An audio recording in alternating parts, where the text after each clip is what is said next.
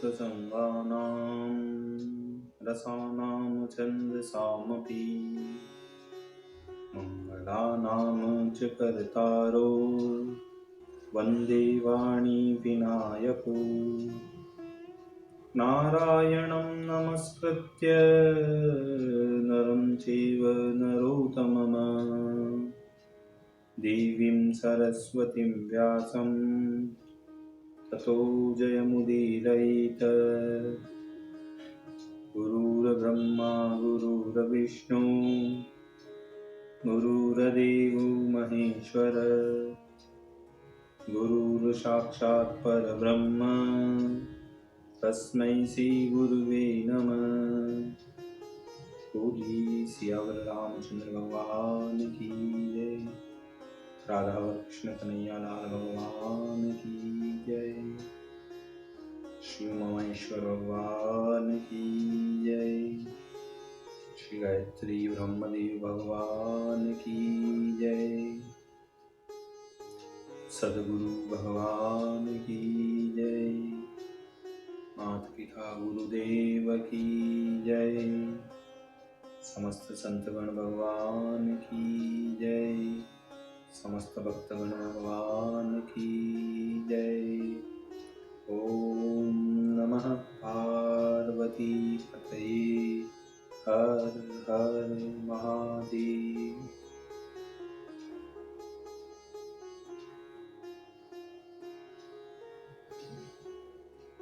तो मित्रों, और श्रीमद् भागवत कथा की सभी श्रोतागण रसिकों, अब तक हमने भगवान श्री भागवत महापुराण की कथा को क्रमबद्ध रूप में श्रवण करते आ रहे हैं, पठन करते आ रहे हैं, भगवान की कथा का भजन करते आ रहे हैं और इस कथा का मनन करते आ रहे हैं। अब हम उसी क्रम में भगवान श्री भागवत कथा के तृतीय स्कंद के पंचम अध्याय की ओर कथा को अग्रसर करते हैं। आप सभी श्रेष्ठ और उच्च कोटि के श्रोतागण भगवान श्री राधा वल्लभ कृष्ण कन्हैया लाल के श्री चरणों में दृढ़ भक्ति रखते हुए कथा का श्रवण करें, पठन करें, कीर्तन करें और मनन करें। बोलिए श्री कृष्ण कन्हैया लाल भगवान की जय। तो पांचवें अध्याय में विदुर जी और धृतराष्ट्र जी का संवाद हो रहा है, जिसमें विदुर जी धृतराष्ट्र जी को कहते हैं कि हे धृतराष्ट्र, स्वयंभू मनु ने 17 प्रकार के मूर्ख बताए हैं। उन मूर्खों की संख्या 17 प्रकार की कही है। वे 17 प्रकार इस प्रकार हैं कि आकाश को घूसा मारकर तोड़ना चाहते हैं, इंद्र के धनुष को तोड़ने की इच्छा करते हैं, सूर्य चंद्रमा की किरणों को मुट्ठी में बंद करने की अभिलाषा रखते हैं। इस प्रकार मैं अब उन 17 प्रकार के मूर्खों का वर्णन करता हूं। आप ध्यान लगाकर सुनो। कुशिक्षुओं को शिक्षा करके गुरु बना देना, यह पहला प्रकार है। अब मैं क्रमबद्ध कहता जाऊंगा। थोड़ी लाभ से संतुष्ट न होना, शत्रु की सेवा करके कल्याण की इच्छा करना, कुभार्या की रक्षा करके कुशल चाहे, अयाच्य से याचना करना, अपने मुख से अपनी श्लाघा करें, अनुचित कर्म करके कुलीनता चाहता हो, निर्बल होकर बलवान से वैर लेता हो, शत्रुता लेता हो, अविश्वासी का विश्वास करता हो, अकाम्य वस्तु की कामना करता हो, पुत्र वधू से परिहास करता हो, ससुराल में रहकर सम्मान की अभिलाषा करता हो और पराय क्षेत्र में बीज को बोता हो, स्त्रियों से विवाद करता हूँ, किसी का धन लेकर भूल जाता हूँ, और 3 तीर्थ में दान करके उधार रखना और फिर न देना और अपने दानीपन की प्रशंसा करना, दुष्ट और झूठों को साधु समझने वाला, इस प्रकार यह 17 मूर्ख बताए गए हैं। इन सबके गले में फांसी डालकर नरक में ले जाते हैं। जो मनुष्य जैसा व्यापार करे उससे वैसा ही व्यवहार बरतना चाहिए, वैसा ही व्यवहार करना चाहिए, बरतना चाहिए। कपटी से कपट, जो मनुष्य कपट करे उससे कपट के रूप में ही व्यवहार होता है। और साधु से साधु पुरुषों का व्यवहार करना चाहिए। जरा रूप को, आशा धैर्य को, मृत्यु प्राणों को, दूसरे में दोषारोपण धर्माचार्य को, काम लज्जा को, नीच सेवा व्रत को, क्रोध लक्ष्मी को और मान को दूर करता है। धृतराष्ट्र कहते हैं कि हे विदुर, जब वेद शास्त्रों में मनुष्य की 100 वर्ष की आयु बताई गई है, कही गई है, तो अब 100 वर्ष की आयु भोगे बिना प्राणी बीच में क्यों मर जाते हैं? पूर्ण आयु क्यों नहीं होती उनकी? तब विदुर जी कहते हैं कि वृद्ध पुरुषों को तुच्छ समझना, सबसे अधिक अपनी बढ़ाई करना, देने योग्य वस्तु को न देना, अकारण क्रोध करना, अपने ही शरीर का पालन करना और मित्र के साथ द्रोह करना, यह 6 अवगुण कहे गए हैं। ये महातीक्ष्ण खड़ग के समान हैं और प्राणियों की आयु के छेदन करने वाले हैं। परमेश्वर आपका कल्याण करे। जो विश्वस्त की स्त्री से रमण करता है, विश्वास वाले अपने मित्र की स्त्री से रमण करता है, जो गुरु पत्नी के साथ रमण करता है, गुरु पत्नी माता के समान होती है, जो ब्राह्मण क्षत्रिय वैश्य शूद्र की स्त्री से रमण करता है, जो मद पीता है, जो ब्राह्मण पर आज्ञा कराता है, जो ब्राह्मणों की आजीविका का नष्ट करता है, जो ब्राह्मणों से सेवा कराता है और जो शरणागत को मारने वाला है, ये 8 ब्रह्मघाती के समान माने गए हैं।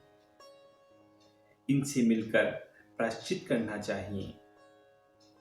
विद्यमान, नीतिज्ञ, दानी देव ब्राह्मण को भोजन कराकर उसके पीछे भोजन करने वाला, अहिंसक, अनर्थ न करने वाला, उपकार का प्रत्युपकार करने वाला, सत्य और मीठे वचन बोलने वाला, इसी विद्वान लोगों को स्वर्ग प्राप्त होता है। हे राजा, प्रिय बोलने वाले मनुष्य बहुत मिलेंगे, परंतु अप्रिय वचनों से हित करने वाले श्रोता वक्ता बहुत दुर्लभ है। राजा को कड़वा जान पड़े या मीठा, परंतु धर्म का वचन कहना उसे उचित है। जिसने धर्म का आशय लेकर स्वामी के प्रिय अप्रिय को छोड़कर अप्रिय हित वचनों को कहा, उसी को अपना सहायक समझना चाहिए। कुल में एक पुरुष अनितिकारी हो और उसके त्यागने से कुल की रक्षा होती हो, तो निसंदेह उस व्यक्ति को त्याग दें, और कुल के त्यागने से ग्राम की रक्षा होती हो तो उस कुल को त्याग दें, और जो ग्राम को त्यागने से देश की रक्षा होती हो तो उस ग्राम को त्याग दें, और जब देश के त्यागने से अपने शरीर की रक्षा होती हो तो सब भूमि को त्याग देना उचित है। आपातकाल के लिए धन की रक्षा करना और धन से स्त्री की रक्षा करना, धन और स्त्री से आत्मा की रक्षा करना, क्योंकि शरीर है तो सब सुख रहेंगे। इसलिए यहाँ एक श्लोक कहते हैं कि पुनर्दाराः पुनर्वितं न शरीरम पुनः पुनः।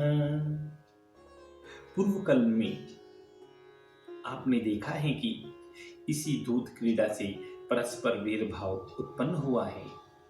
इसलिए बुद्धिमान मनुष्य आमोद के निमित्त भी दूध क्रीड़ा नहीं करते हैं। हे राजन, हे धृतराष्ट्र, आपने जुआ खेलने का आरंभ ही किया था।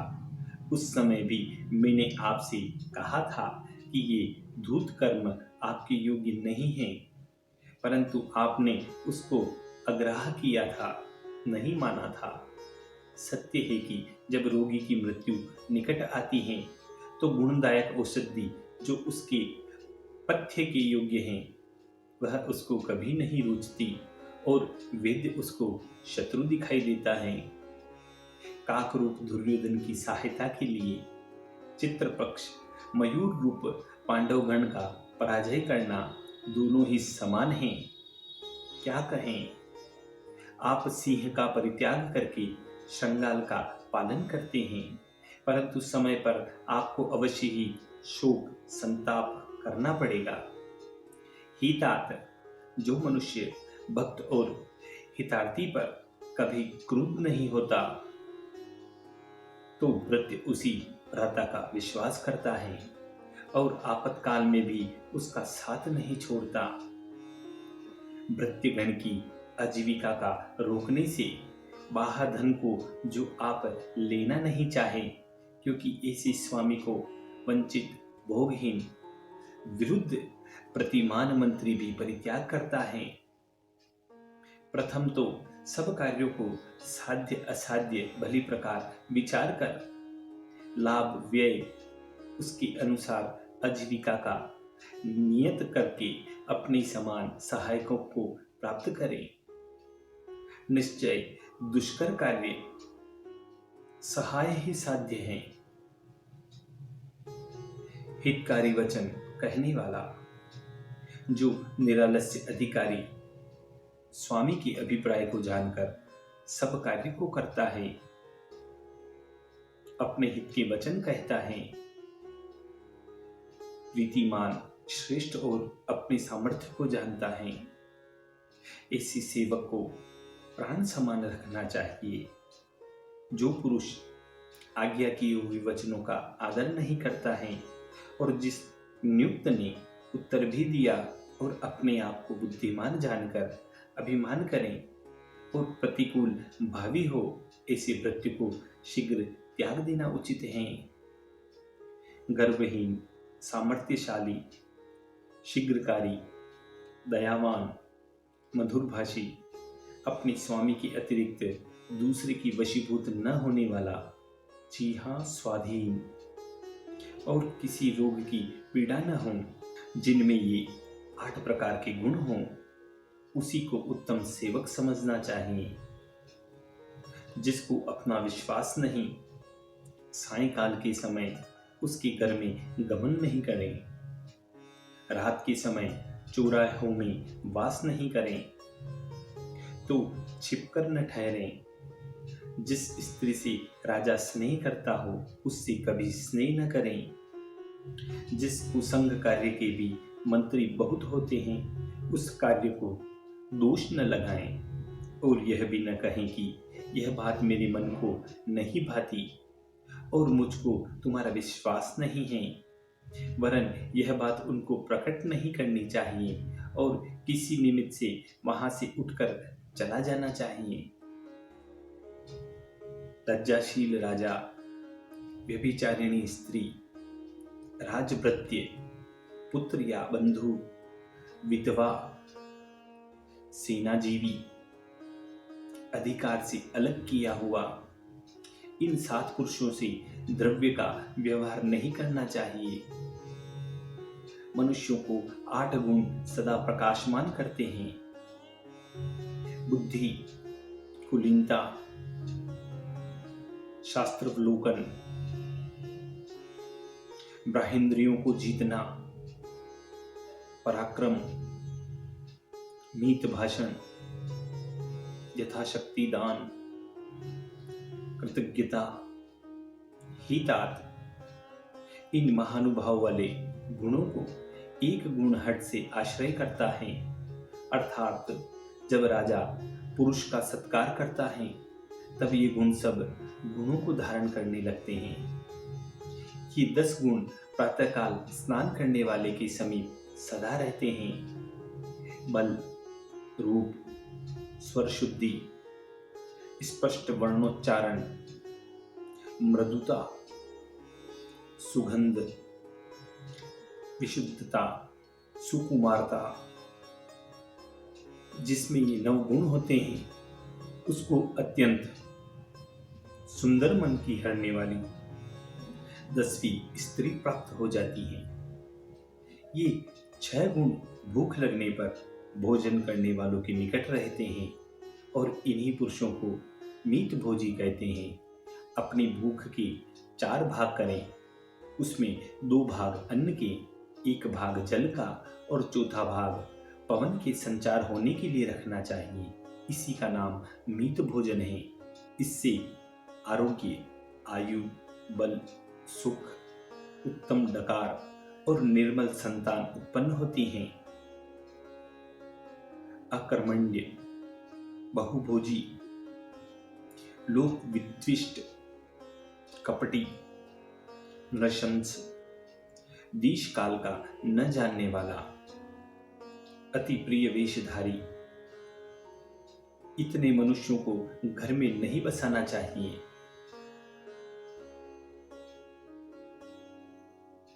इन 9 पुरुषों के पास महाकलेश के समय भी मांगना नहीं चाहिए।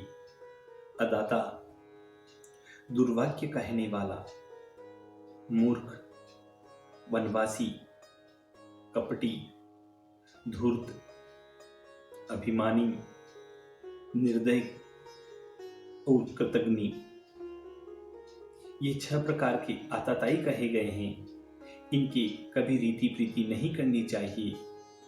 क्रूरकर्मी, मिथ्यावादी, भक्ति शून्य, स्नेह शून्य, चंचल वृत्ति वाला और निपुणस्मय, अर्थ सहायकों के वश में और सहायक अर्थों के वश में होते हैं। ये दोनों ऐसे हैं कि एक के वश में एक हैं, इसलिए एक के बिना दूसरे का कार्य सिद्ध नहीं हो सकता। कुलीन स्त्री से पुत्र उत्पादन करना, उसको धर्मशास्त्र की विद्या का अभ्यास कराना और ऋण शून्य करके कुछ आजीविका का उसके लिए नियत कर देना और कन्या हो तो उसको अच्छे कुल में सतपात्र वर के साथ विवाह करा देना, पीछे मनोवृत्ति धारण कर मन को गमन करना और एकांत स्थान में समाधि लगाकर निरंतर भगवान वासुदेव के ध्यान में मन को लगाना। जो कर्म सब प्राणियों का हितकारक और अपना सुखदायक हो वही कर्म करना चाहिए और परमेश्वर के निकट वही कर्म सर्वार्थ सिद्धिदायक बनता है। बुद्धि, प्रभाव, तेज, बल, उद्योग, निश्चय, जिसको यह 6 तरह के प्राप्त हो उसको आजीविका की कुछ चिंता नहीं होती है। विदुर जी बोलते हैं कि हे महाराज धृतराष्ट्र, आप पांडवों के साथ वीर करने के दोषों का विचार करके देखो कि उनसे युद्ध घटना होने से महाअनिष्ट ही होगा। वे बड़े बलशाली और समर विजयी हैं कि इंद्र भी जिनसे युद्ध करने में व्यथित होता है। वे दोष यह हैं, पुत्रों से वीर, दूसरे सदा उद्विग्न, तीसरे संसार में अपयश, चौथे शत्रुगण का हर्षोत्पादन करने वाले। हे राजा धृतराष्ट्र, जैसे धूम्रकेतु आकाश से पतित होकर सब लोग विनाश करता है, उसी प्रकार से भीष्म, द्रोण, युधिष्ठिर, आपका क्रोध न होने से सब लोगों का विध्वंस हो जाएगा। इसलिए आपके 100 पुत्र कर्ण और पांचों पांडव एकत्र होकर संपूर्ण पृथ्वी का पालन करें। इन सबको मिलाकर आप पृथ्वी का पालन कराइए। हे राजन, आपके पुत्र वन हैं, जिनमें पांडव सिंह हैं, इसलिए तुम सिंहों सहित वन को मत काटो। तुमने सिंहों को तो अलग कर दिया है और वन को अपने भवन में रख लिया है।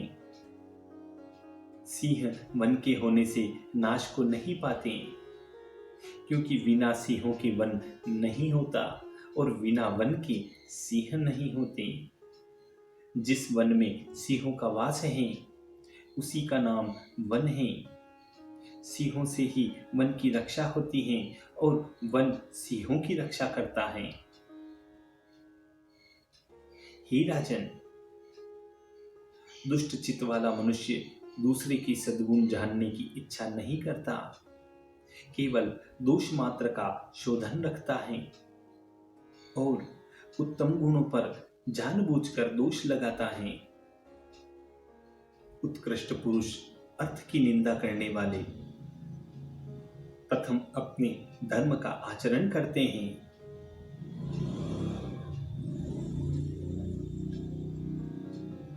और अपने धर्म का परित्याग करने से किंचन मात्र भी अर्थ की प्राप्ति नहीं होती।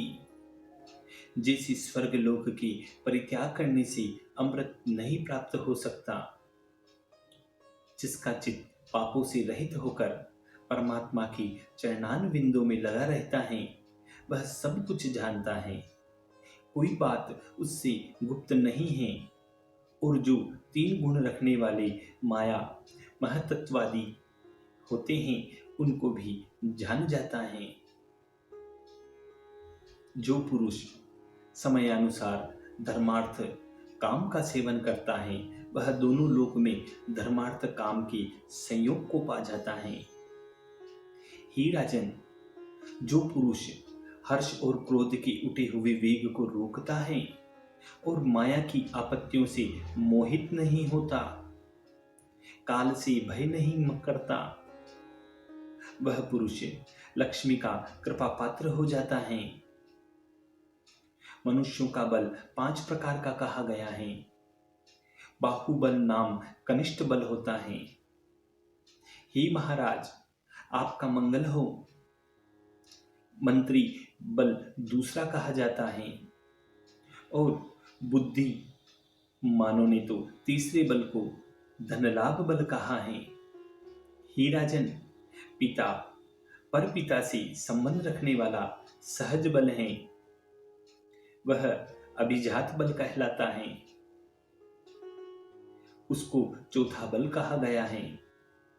हे भरत भूषण, हे भरत कुलभूषण, हे धृतराष्ट्र, जिस बल से ये सब इंद्रियावश में हो जाएं और जो बल सब में उत्तम होता है, वह बुद्धि बल कहलाता है। इसके द्वारा सब संग्रह हो सकता है। जो जन बड़े पुरुष की अपकारार्थ उपाय करता है, वह उसके साथ शत्रुता करके विश्वास न करें कि मैं उसके दूर हूं, मैं उससे दूर हूं, इस प्रकार उसका विश्वास न करें।